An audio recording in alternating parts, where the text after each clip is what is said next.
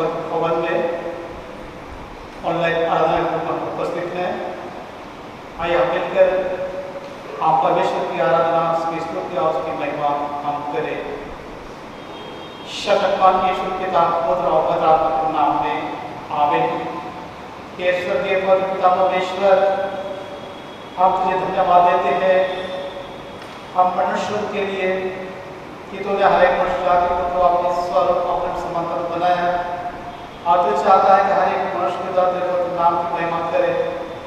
हम आज के इस दिन के लिए धन्यवाद देते हैं जबकि तू हम सबको भवन में आने के लिए हमें प्रेरित किया है, हम यहाँ उपस्थित हो पाए हैं और इस समय हम तेरी आराधना करना चाहते हैं। हे पिता परमेश्वर, हम तुझसे प्रार्थना करते हैं तो अपनी उपस्थिति हमारे बीच में दे और हमारे अंदर मौजूद कर हमारे बाप को सुना कर और हमें अगुवाई दे कि हम इस आराधना को अपनी इच्छा के अनुसार नहीं परंतु तेरी इच्छा के अनुसार हम सच्चाई के साथ करें और परिणाम की महिमा को हमारे परमेश्वर के द्वारा। आमीन। गीत नंबर 221, गीत नंबर 221, पहला, दूसरा और अंतिम पद।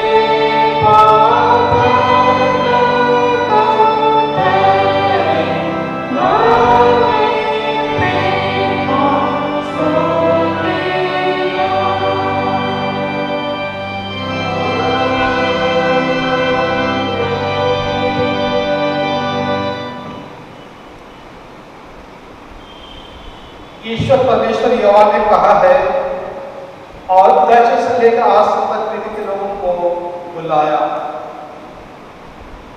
परमेश्वर कृष्ण अनुग्रह, परमेश्वर प्रेम और पवित्र आत्मा की सहभागिता आप सबके साथ रहे। हम शुद्धता की प्रार्थना एक साथ हम कहें। हे शक्तिमान परमेश्वर, तेरे शब्द खुले हैं, तू शब्द विनाश को जानता है और तुझसे कोई वेद छिपा नहीं है। अपने पवित्र आत्मा की प्रेरणा से हमारे हृदय के विचारों को सुनकर ताकि आप तुझसे पूर्ण प्रेम करें और योग्य तेरे पवित्र नाम की स्तुति करें हमारे प्रभु यीशु के द्वारा। आमीन। शब्द परमेश्वर की महिमा और पृथ्वी लोगों को शांति। हे प्रभु परमेश्वर, सत्य राजा, शक्तिमान पिता परमेश्वर, हम तेरे आराधना करते, तुझको धन्यवाद देते और तेरी महिमा पुकार तेरी स्तुति करते हैं।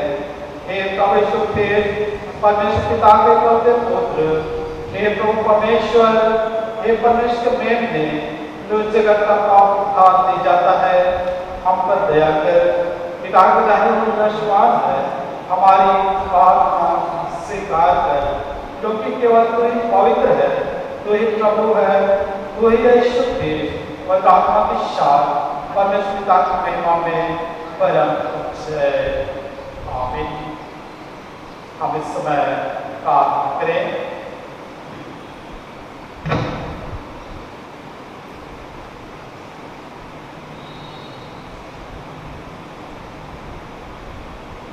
कि प्रभु हमारी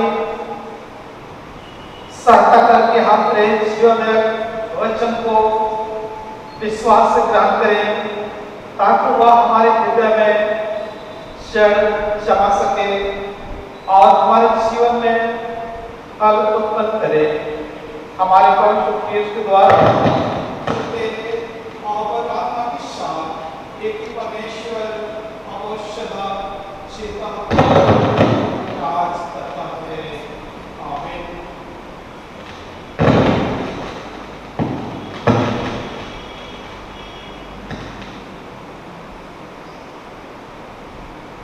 ये शब्दमान परमेश्वर तूने विश्राम के अपने लोगों को एक दिया है और अपने आत्मा के द्वारा कलीसिया की प्रेरणा कर 18 पहले दिन को पवित्र ठहराया कि वो अपने पुत्र के जीवने का निरंतर स्मरण रहे।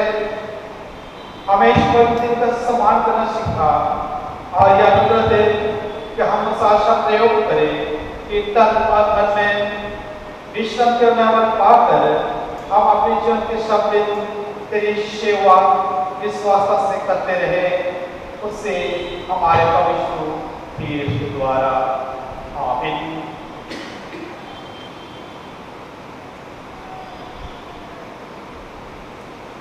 हे परमेश्वर हमारे स्वर्गीय पिता, जिसने अपने लोग पुत्र को जगत में भेजने से अपना प्रेम प्रकट किया कि सब मनुष्य उसके द्वारा त्राण पाए, अपनी कलीसिया पर अपना आत्मा दे कि वह प्रत्येक प्राणी को सुसमाचार का प्रचार कर उसकी आज्ञा पूरा करे।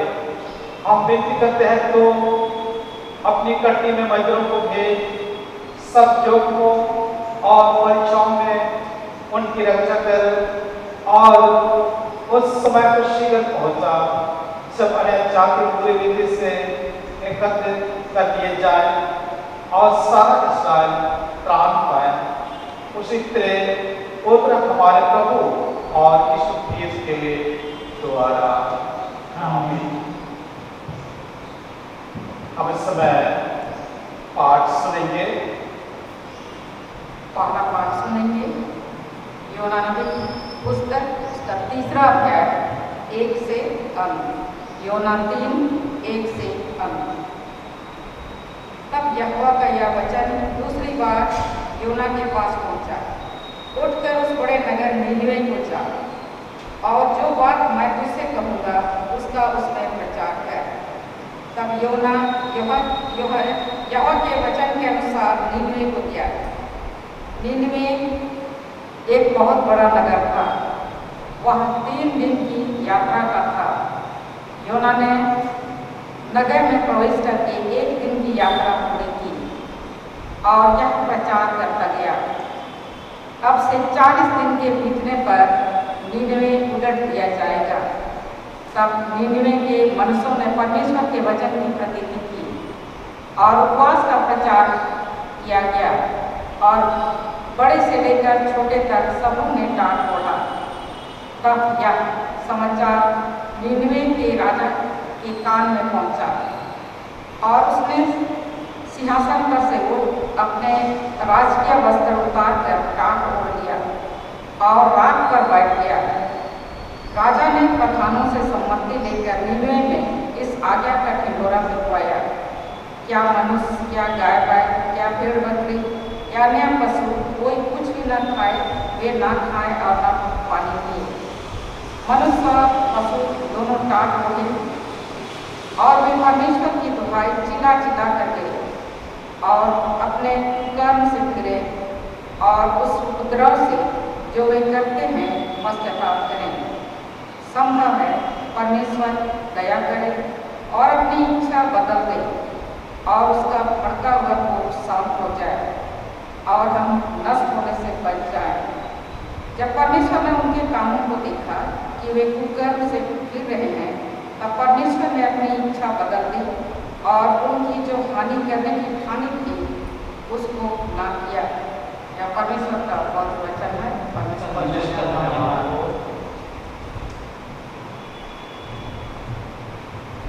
गीत नंबर 151।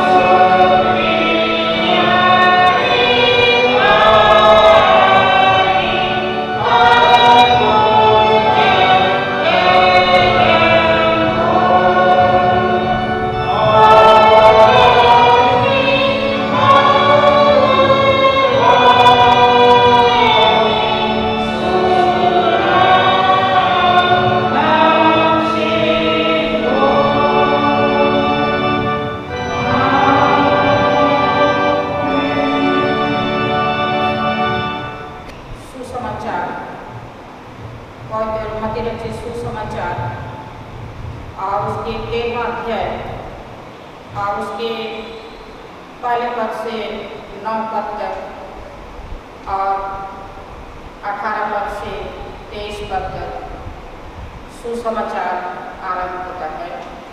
हे प्रभु यीशु के तेरी महिमा हो। मत्ती रचित सुसमाचार उसके 13वां अध्याय और उसके पहले पद से 9 पद और 18 से 23। उसी दिन यीशु घर से निकलकर झील के किनारे जा बैठा और उसके पास एक बड़ी भीड़ इकट्ठी हुई कि वह नाव पर चढ़ गया और सारी भीड़ किनारे पर खड़ी रही और उसने उनसे दृष्टांतों में बहुत सी बातें कही कि देखो एक बोने वाला बीज बोने निकला। बोते समय कुछ बीज मार्ग के किनारे गिरे और पक्षियों ने आकर उन्हें चुग लिया। कुछ पथरीली भूमि पर गिरे जहाँ उन्हें बहुत मिट्टी ना मिली और गहरी मिट्टी ना मिलने के कारण वे जल उग आए, पर सूरज निकलने पर वे जल गए और जल ना पकड़ने से सूख गए। कुछ झाड़ियों में गिरे और झाड़ियों ने बढ़कर उन्हें दबा डाला, पर कुछ अच्छी भूमि पर गिरे और फल लाए, कोई 100 गुना, कोई 60 गुना, कोई 30 गुना। जिसके कान हो वह सुन ले। सो तुम बोने वाले का दृष्टांत सुनो। जो कोई राज का वचन सुनकर नहीं समझता, उसके मन में जो कुछ बोया गया था उसे वह दुष्ट आकर छीन ले जाता है। यह वही है जो मार्ग के किनारे बोया गया था और जो पथरीली भूमि पर बोया गया, यह वह है जो वचन सुनकर तुरंत आनंद के साथ मान लेता है, पर अपने में जड़ न रखने के कारण वह थोड़े ही दिन का है और जब वचन के कारण क्लेश या उपद्रव होता है तो तुरंत ठोकर खाता है। जो झाड़ियों में बोया गया, या वह है जो वचन को सुनता है, पर इस संसार की चिंता और धन का धोखा वचन को दबाता है और वह फल नहीं लाता। जो अच्छी भूमि में बोया गया यह वह है जो वचन को सुनकर समझता है और फल लाता है, कोई 100 गुना, कोई 60 गुना, कोई 30 गुना। या प्रभु यीशु ख्रीष्ट का सुसमाचार है। ये प्रभु यीशु ख्रीष्ट तेरी स्तुति को हम प्रार्थना करें। ये सर्वशक्तिमान परमेश्वर, हम तेरा धन्यवाद करते हैं आज के इस पवित्र दिन के लिए। तूने आज के इस दिन को हम सबों के लिए उठाया कि हम तेरी स्तुति महिमा धन्यवाद करें। और जब भी प्रभु तूने आज का यह दिन, यह समय, यह जीवन जो तूने हमें दिया है, हम तेरे हाथ में समर्पित करते हैं। प्रार्थना करते हैं पिता, इस घड़ी जब हम तेरे वचन पर ध्यान करते हैं, सुनते हैं, तो हमें सुनने और समझने की शक्ति दे कि हम तेरे वचन को विश्वास के साथ सुनें, उसे ग्रहण करें और तेरे वचन के अनुसार चल सकें। हमारे प्रभु यीशु ख्रीष्ट के द्वारा आमीन। बैठ जाएंगे।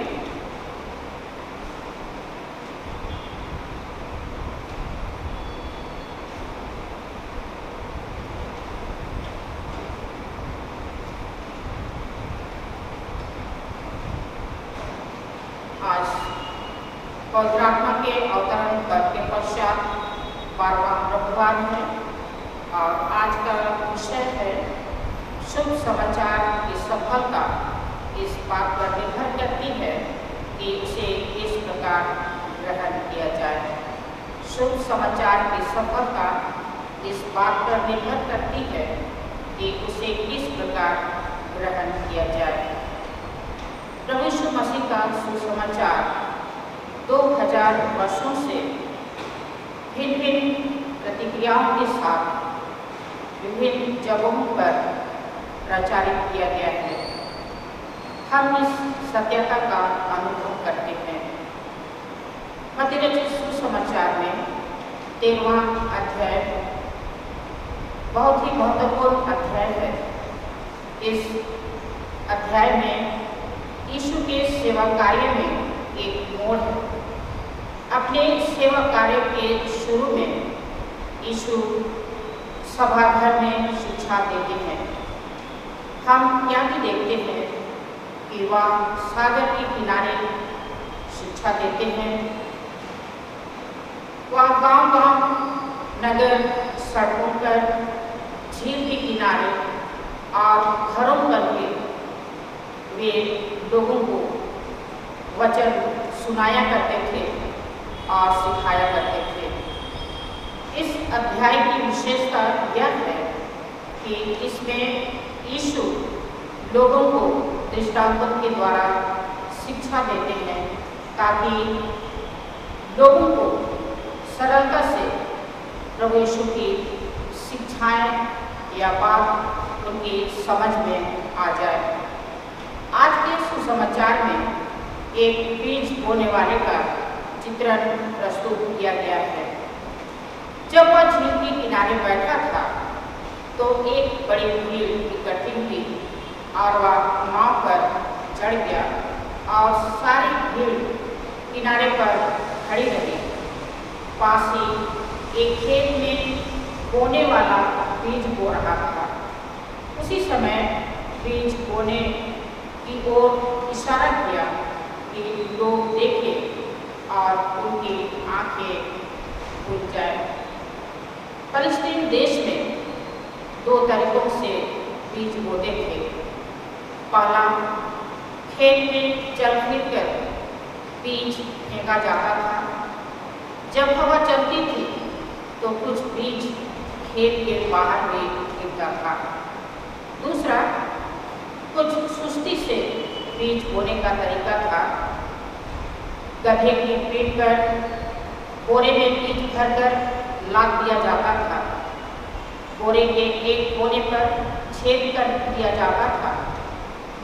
गधे को खेत में ऊपर नीचे चलाया जाता था जिससे बीज खेत पर गिर जाता था।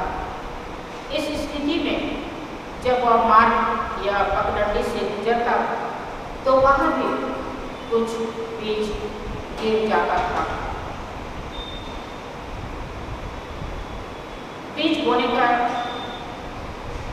दृष्टांत हम मत्ती रचित सुसमाचार और उसके 13 अध्याय और उसके 1 से 9 पद और 11 से 18 पद में पाते हैं।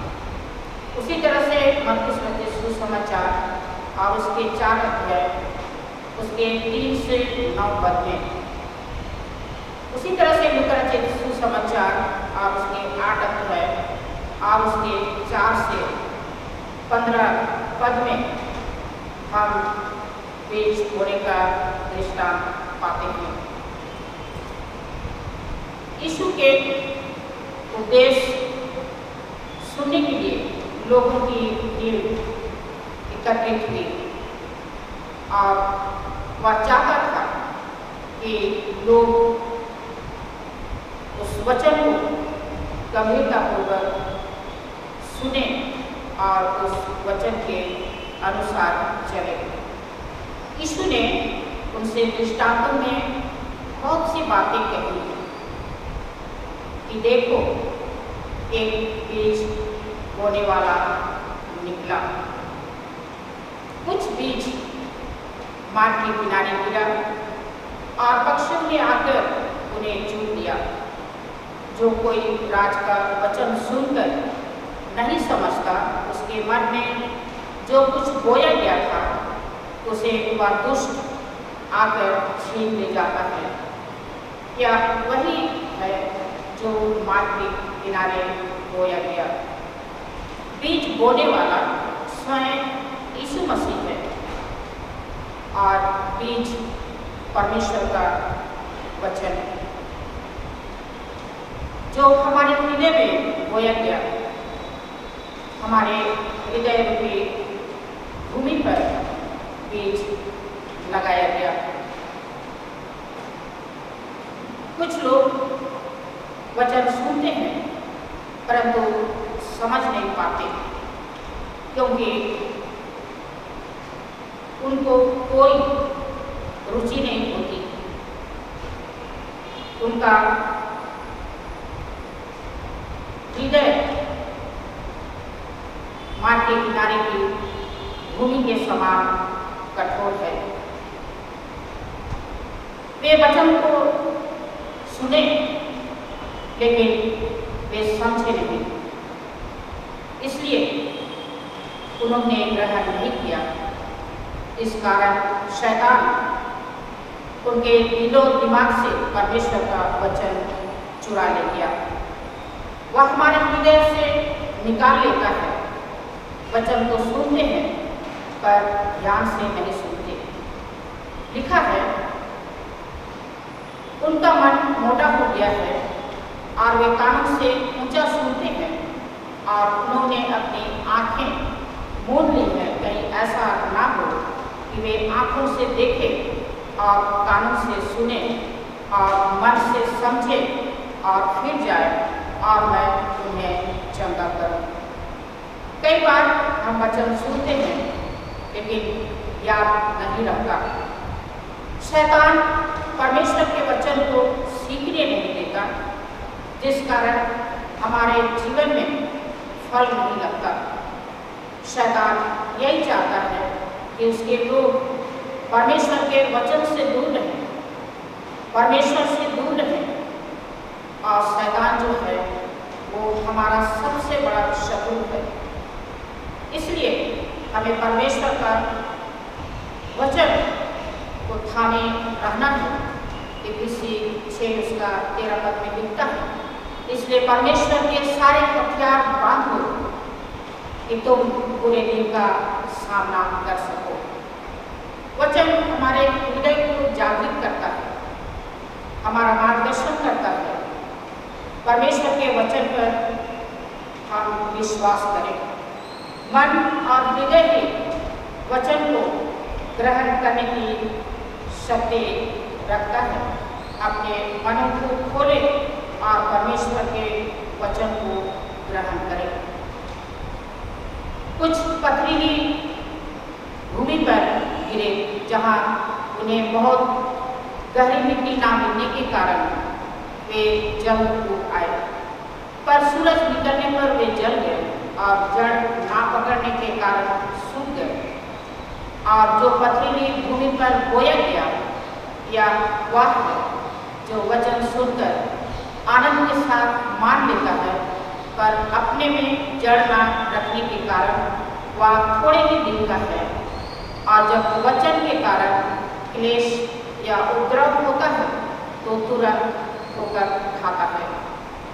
लोग जब वचन सुनते हैं तो कहते हैं कि आज का वचन अच्छा था, आज का वचन अच्छा लगा, इतना सुंदर वचन हमने कभी जीवन में नहीं सुना। वे खुशी खुशी आनंद से परमेश्वर का वचन सुनते हैं और ग्रहण कर लेते हैं। लेकिन जब वचन के कारण उनके जीवन में समस्याएं आती हैं, कोई उन्हें टॉर्चर करता है, कोई उन्हें उल्टा पुल्टा कहता है, बदनामी करता है, भड़काने के द्वारा या उसके हाथ पैर खींचता है, तो वह परमेश्वर के वचन को भूल जाता है। वचन के कारण घर वाले सताने लगते हैं, उसे तकलीफ होती है, और हम देखते हैं कि वचन के कारण उसके जीवन में क्लेश और उपद्रव आता है। यदि वह ठोकर खाता है तो उसमें फल नहीं लगता। हमें क्लेश, संकट, उपद्रव में भी परमेश्वर के वचन से हमें हटना नहीं चाहिए। लोगों की बातों पर हमें जाना नहीं चाहिए, बल्कि परमेश्वर की बातों को, उसके वचनों को हमें सुनना चाहिए।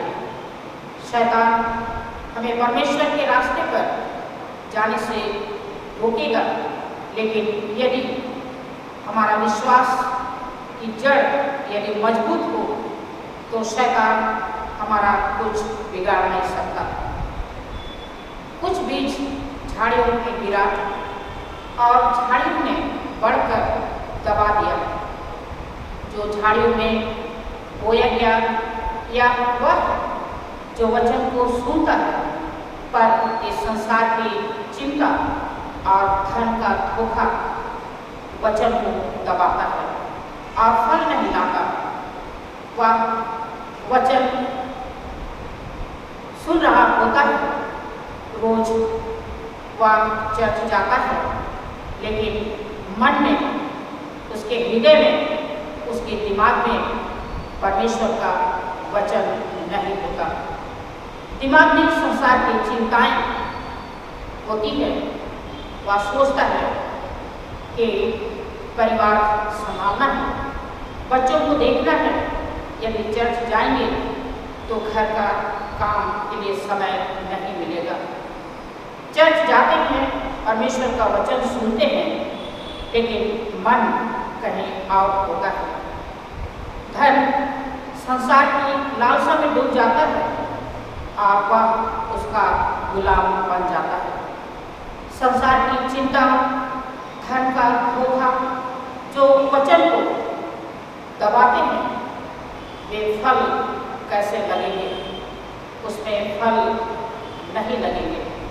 संसार का धन नाश हो सकता है, शैतान चुरा कर ले जा सकता है, या रहेगा तो शैतान उसे चुरा नहीं सकता। धोखा खाना पसंद करते हैं, पर वचन सुनना पसंद नहीं करते, इसलिए वह फल नहीं फलता। दुनिया का सुख और धन का लोभ भी उतना ही आकर्षित करता है। इच्छाएं वचन सुनने से रोक देती हैं और बाधा उत्पन्न कर उन्हें राज के लिए फलवंत होने से रोकती है। आदमी इतना व्यस्त हो जाता है कि उसके पास दुआ करने का समय नहीं होता। वह इतनी सारी बातों में उलझ जाता है कि परमेश्वर का वचन पढ़ना भूल जाता है।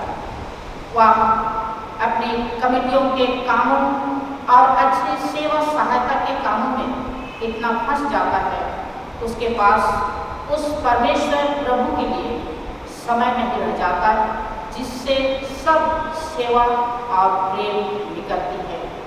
ये सब अच्छी बातें ही उसे फंसा लेती है कि वह सबसे अच्छी बात को ग्रहण नहीं कर पाता। संसार की चिंताएं मनुष्य को फल लाने से रोकती है, यीशु से अच्छी संगति और निष्ठा रखने से रोकती है। धन और शरीर की इच्छाएं यीशु के साथ चल नहीं सकती, इसलिए हमें इन बंधनों से मुक्त रहना चाहिए। लिखा है, तुम परमेश्वर और धन दोनों की सेवा नहीं कर सकते। कुछ अच्छी भूमि पर गिरे और फल लाए, कोई 100 गुना, कोई 60 गुना, कोई 30 गुना, जिसके काम हो का सुन ले। जो अच्छी भूमि में बोया गया या वह है जो वचन को सुनकर समझता है और फल लाता है। एक सुनने वाला अच्छी भूमि में बीज गिरने के समान है। अच्छी भूमि पर गिरने पर अच्छा फल लाता है। वचन को ग्रहण करने में 4 सीढ़ियों से गुजरता है। अच्छी भूमि के समान उसका हृदय खुला है। वह सब समय सीखने के लिए तैयार रहता है, वह सुनने को भी तैयार रहता है। वह कभी भी इतना घमंड नहीं, इतना व्यस्त नहीं कि सुनने को तैयार ना हो। वह समझता है और वचन को ग्रहण करने के लिए तैयार रहता है। वह सुने हुए वचन को कार्य रूप में अपने जीवन में उतारता है। वह अपने जीवन में अच्छे बीज से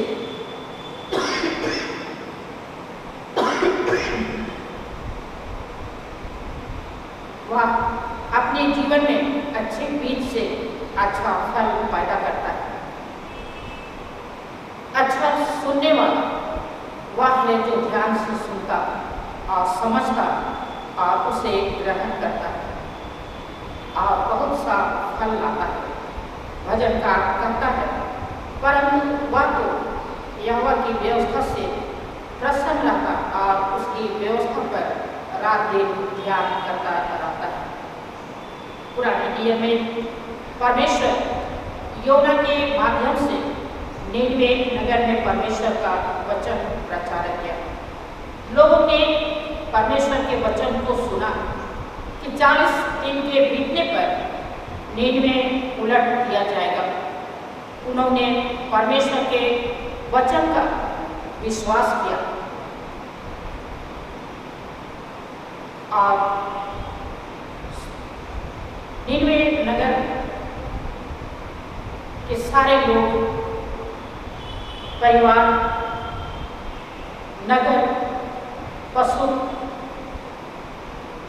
सब वे पश्चाताप करने लगे, इसलिए कि उन्होंने परमेश्वर का वचन सुना। क्या छोटे क्या बड़े, सबों ने अपने पापों से मन फिराया और पश्चाताप किया और वे परमेश्वर के क्रोध से बच गए। वचन सुनने के द्वारा से, वचन पर विश्वास करने के द्वारा से, वचन के अनुसार चलने से वे बच गए। नीनवे नगर बचा लिया गया। उन्होंने परमेश्वर की आशीष को पाया। हम दूसरों के लिए हानि का कारण नहीं, पर आशीष का कारण बने। योना जो कि नीनवे नगर गया और उसने प्रचार किया, जिसका परिणाम स्वरूप हम देखते हैं कि सारे लोग बचाए गए। वचनों पर खराई से चले ताकि शैतान हम पर हावी ना हो, पर हम शैतान पर हावी हो जाए। वचन जो अच्छी भूमि पर गिरता है वास्तव में वह अच्छा फल लाता है। आज हम भी अपने जीवन में ऐसा बीज बोए, ऐसा काम करें कि दूसरे लोग भी उसके द्वारा से फलदायी हो सके। हमारा कर्तव्य है कि हम वचन का बीज बोते जाएं, निराश ना हो। बाकी हम परमेश्वर के हाथ में छोड़ दें। जब हम बीज बोते हैं, जब हम फल की आशा नहीं करते। वचन को किसी के हृदय में उगने के लिए समय लगता है। कभी कभी एक लड़के के दिल में वचन बोया जाता है और वर्षों बाद किसी घोर परीक्षा के समय वह उगता है और उस मनुष्य की आत्मा को मृत्यु से बचाता है। हम ऐसे युग में रहते हैं जिससे हम तुरंत फल की आशा करते हैं, परंतु बीज बोते समय धीरज और आशा के साथ बोना चाहिए। हमें याद रखना चाहिए कि वर्षों बाद उस बीज में फल लग सकते हैं। सो हम जब परमेश्वर के वचन सुनते हैं, हम ठीक से सुने, उसे ठीक से समझें कि परमेश्वर हमसे क्या करता है। अपने हृदय में उस वचन को ग्रहण करें ताकि हम भी अपने जीवन में फल पा सकें। परमेश्वर का वचन कहता है, पर धन्य है तुम्हारी आंखें कि वे देखती हैं और तुम्हारे कान कि वे सुनते हैं। जिसके कान वह सुन ले। आइए हम प्रार्थना करें। हे दयालु पिता, तेरे वचन के लिए धन्यवाद देते हैं। तो अपने वचन के द्वारा तो हमें आशीष देता है, हमें सिखाता है और हमें दुष्ट कामों से बचाता है। तेरा वचन जो हमने एक ओर से सुना है, उस वचन पर बने रहने के लिए तो हमारी सहायता करें कि हम तेरे वचन के अनुसार चल सकें और अपने जीवन में हम अधिक अधिक फल पाने पाएँ। उसी हमारे प्रभु यीशु मसीह के द्वारा आमीन। हम एक परमेश्वर सत्यवाद पिता पर विश्वास करते हैं।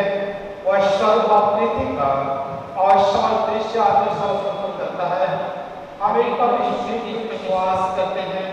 वह परमेश्वर का पुत्र सबलों से पहले पिता से ऊपर परमेश्वर से परमेश्वर ज्योति से ज्योति सच्चे परमेश्वर परमेश्वर के उत्पन्न है। उसका पिता तत्व एक है। उसी के द्वारा समस्त बनी हम मनुष्यों के लिए और उद्धार के लिए आवश्यक लाया। तो आत्मा के सामर्थ्य से वह से जमा और बना हमारे पुरुष पर चढ़ाया गया, उसने रूप होगा और हमारा बढ़ाया गया। और के कथन के अनुसार वापस से नीचे उठा और शरीर पर चढ़ गया और पिता के धरती को विराजमान है। वह यीशु और न्याय करने के लिए महिमा के साथ फिर आएगा और उसके राज्य का कभी अंत नहीं होगा। हम पवित्र आत्मा पर विश्वास करते हैं। वह प्रभु और जीवन दाता है। वह पिता से निकलता है। पिता और के साथ उसके राज्य में स्तुति की जाती है। वह नबियों के द्वारा बोला। हम एक पवित्र समलौकिक और प्रेरित कलीसिया पर विश्वास करते हैं। हम पापों की क्षमा के लिए बपतिस्मे को मांगते हैं। हम मृत्यु को मानते हैं और आने वाले इस जीवन की प्रगति करते हैं। आमीन। हम परमेश्वर को धन्यवाद दें कि उसने हम सबों को अपनी सुरक्षा में रखा। सब प्रकार के हानि से और जोखिम से हमें बचाया और हमारे जीवन को आशीषमय बनाया। हम प्रार्थना करें जो बीमार हैं उनको चंगाई प्रदान करें, जो अशांति में है उनको शांति दे, और जो बेरोजगार हैं प्रभु उनको रोजगार दे। हम अपने कलीसिया के लिए प्रार्थना करें और कलीसिया के सब सेवकों के लिए जो सेवा प्रभु ने उन सबों को सौंपा है उनको पूरा कर सके। हे प्रभु, हमारी प्रार्थना सुन और हमारे अपने घर में पहुंचने दे।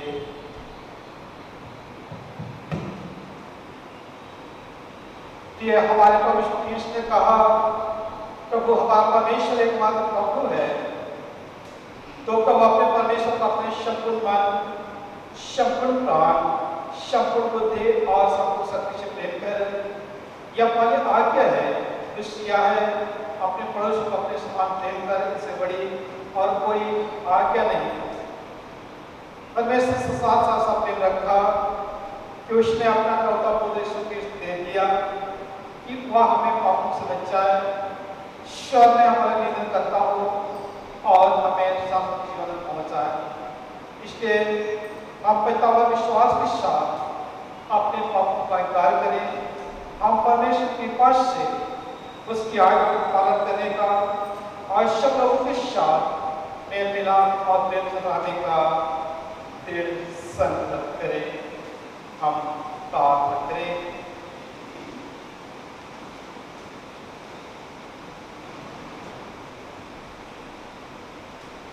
हे शतमान परमेश्वर, हमारे ईश्वर के पिता, अपने मन वचन और काम से तेरे विरोध और दुष्ट पाप किया है।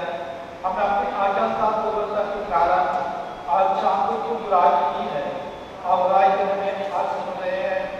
ईश्वर पापों के लिए हम सब कुछ प्रेरित हैं और आज तक हम सबसे साफ करते हैं। बिल्कुल जिसने हमारे में प्राण दिए और उसके कारण जो हमने पाप किए हैं उनको क्षमा कर और यह दे कि वह इस पाकर सदा तेरी सेवा करें, ताकि तेरे पवित्र नाम की महिमा हो। आमीन।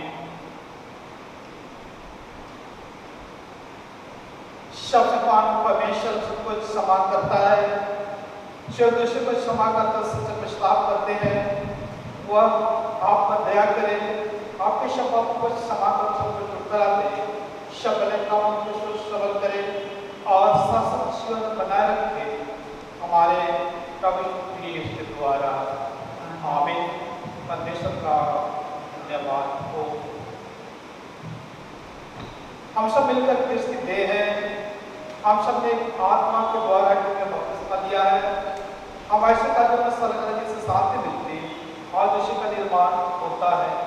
प्रभु की शांति सदा आप सबके साथ रहे।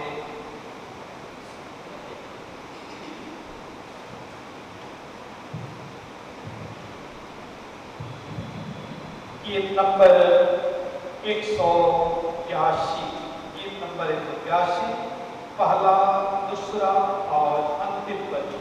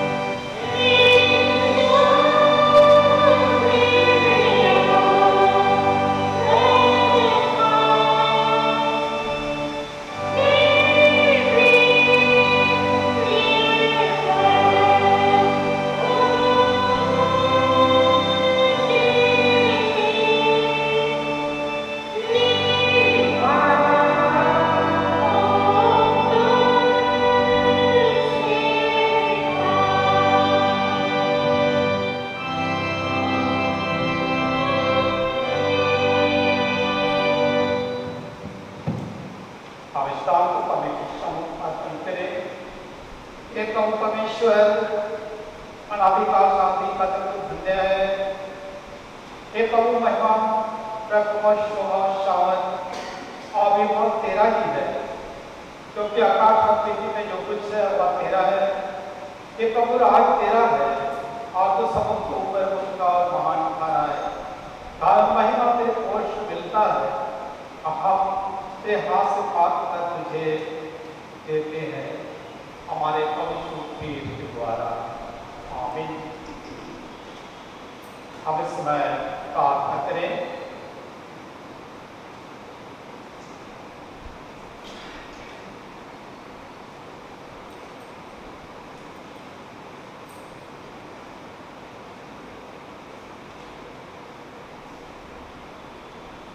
हे प्रभु हम पर दया कर, हम पर दया कर।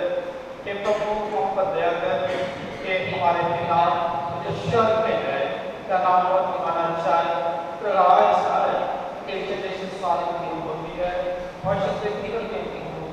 हमारे पर के रोड के आज समय में हमारा मन पर समा कर, जैसे ना हमारे पर समा किया है, हमें पैसे से दान काम तो गाइस होता, तो फिर आज का नमक महिमा और सर्वदा तेरी ही है। आमीन।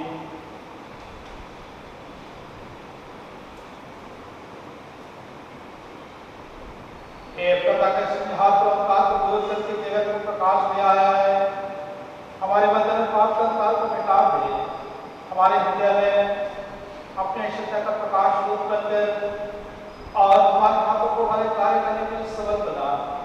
आपको देश के सत्य ज्योति है और इसी के द्वारा तो हमें प्रकाश और आनंद प्रदान कर। आमीन। अनंत परमेश्वर पिता, तेरी समाज सृष्टि हुई और तेरे प्रेम के द्वारा हमारा उद्धार हुआ। तू अपने पवित्र आत्मा के द्वारा हमारा मार्गदर्शन कर और हमें सबल बना कि आज हम अपने आप को तेरे प्रेम में और उसकी सेवा में अर्पण करें। आमीन।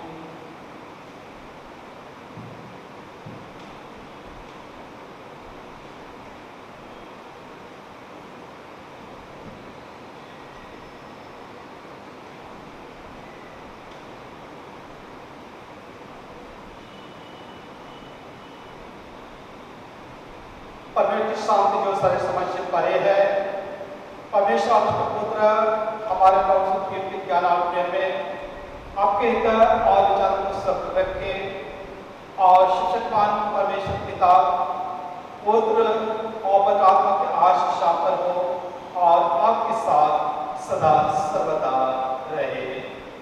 आमीन।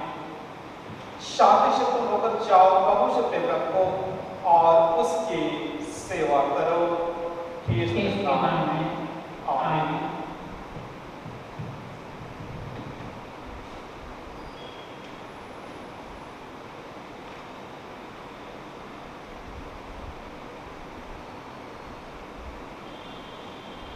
आज का ऑनलाइन आराधना यहाँ समाप्त हो जाता है। आप सबको